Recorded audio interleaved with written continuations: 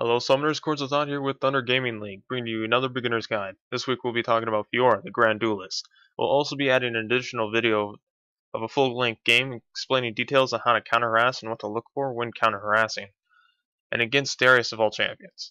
So you will get to learn how to play against one of the harder top laners and maybe pick up some tips. But before this intro gets too lengthy, let's begin the guide. Starting off with the rune page, you'll see off to the right I have plus 15 armor pen, minus 6% cooldown reduction, plus 6.8 physical damage, and plus 13 armor.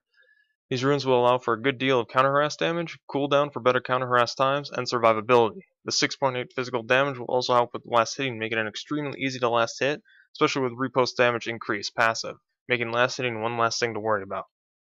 Moving on to the masteries, I recommend running 21-8-1. This will allow you huge burst damage in your counter harass and allow you to get away with building like a bruiser without losing significant damage output. This will also give you better sustain in lane and give you bonuses to flash cooldown. Now to talk about Fiora as a champion. Fiora is an AD melee carry, and with this build can have bruiser-like capabilities such as Xing Zhao. Fiora can play a huge role in shutting down an enemy carry, especially with double distance closer and an ultimate that makes her untargetable for the duration. The double distance closer and the ability to stay on target with the ability to burst the speed and having the bruiser-like capabilities will make you a huge threat to the enemy team. Confusing their focus target from your AD carry to you will greatly benefit your team. Fiora though has a huge disadvantage with her cooldown times. Learning when to cast your abilities and when to restrain yourself will help your gameplay tremendously, since her cooldowns can be exploited very easily. Now to go over Fiora's abilities, starting off with her passive, Duelist. Fiora regenerates health over 6 seconds each time she deals damage. Striking champions will cause this effect to stack up to 4 times. This effect will not stack attacking minions or monsters. Duelist will greatly help your sustain in lane, especially against a high poking lane such as Darius or Jace. It will also combo up nicely with Burst of Speed when you counter harass stacking and then running away before enemy cooldowns are done to regain the maximum amount of health. Now for Fiora's first ability, Lunge. Fiora dashes forward to designated target dealing 40, 65, 90, 115, 140, plus 0.6 physical damage. Fiora can recast Lunge a second time within 4 seconds of the original cast for no mana cost. Lunge gives Fiora a huge dash advantage from other champions in the league, whether you're dashing to a minion and then to an enemy champion, or from champion to champion for maximum distance, or casting it on your initial target and then to a minion to get away for some good counter harass poke. Lunge is an overall great ability. If you're facing a champion with medium to high cooldown such as Riven or Darius, I would suggest leveling Lunge first to be able to always have it up when needed. For Fiora's second ability, Repost. Repost passive is Fiora's attack damage is increased by 15, 20, 25, 30, and 35. Repost active is Fiora parries the next basic attack within 1.5 seconds and reflects 60, 110, 160, 210, and 260 plus 1.0 magic damage back to the attacker.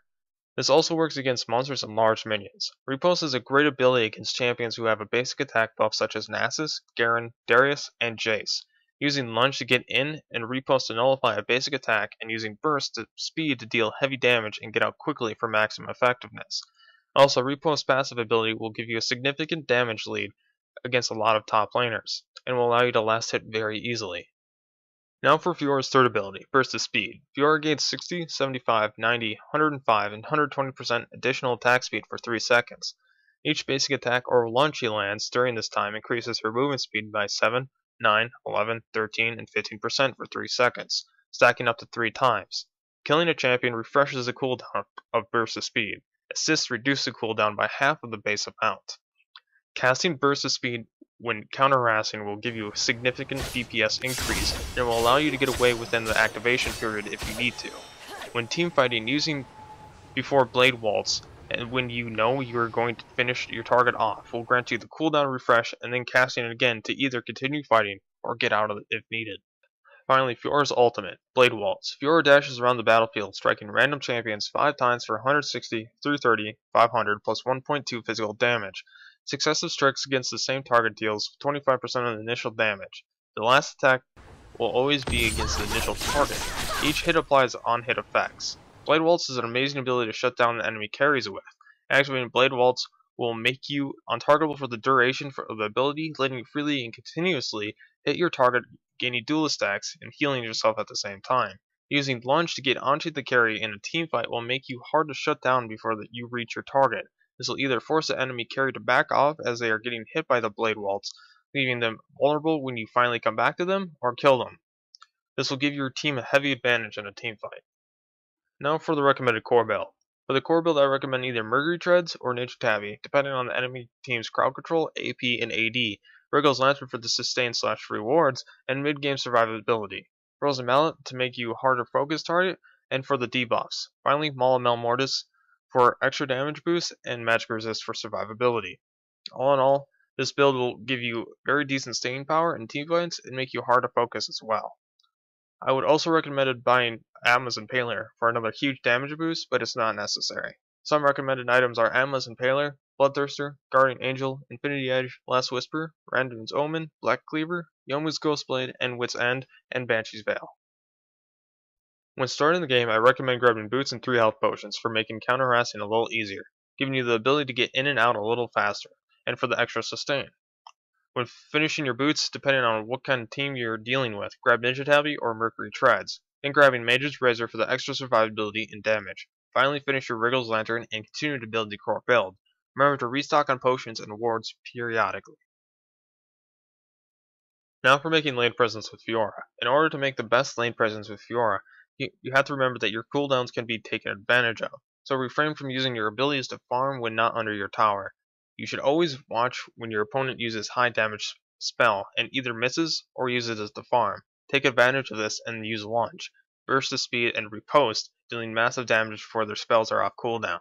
Doing this will give you huge advantage in lane, but will also draw attention to yourself from the enemy jungler. So remember to buy wards if you're strong in counter harass. Now for some quick tips and a review. Remember to refrain from using your abilities to farm unless under your own tower. Doing otherwise could leave you open to a lot of counter harass. Remember to watch your opponents when they use abilities to farm. Taking advantage of enemy cooldowns can give you good harass opportunities. When team fighting, try to get into the back of team fights where the enemy carry is, and then lunge to them to try to focus them down. Also remember to buy wards, especially if you're doing well in lane. Harassing can bring a lot of attention to your lane. Thank you guys for watching and hope you learned something from this guide. If you want to know more about the Thunder Gaming League, the link will be down in the description below, as long as the physical reference guide and the full Fiora gameplay with commentary. If you want to stay up to date with upcoming videos and guides, give that subscribe button a click. If you liked or even disliked the video, those options are down below as well. If you have feedback or a question, feel free to leave a comment. As always, this is Chords of Thought, and I'll see you guys next time.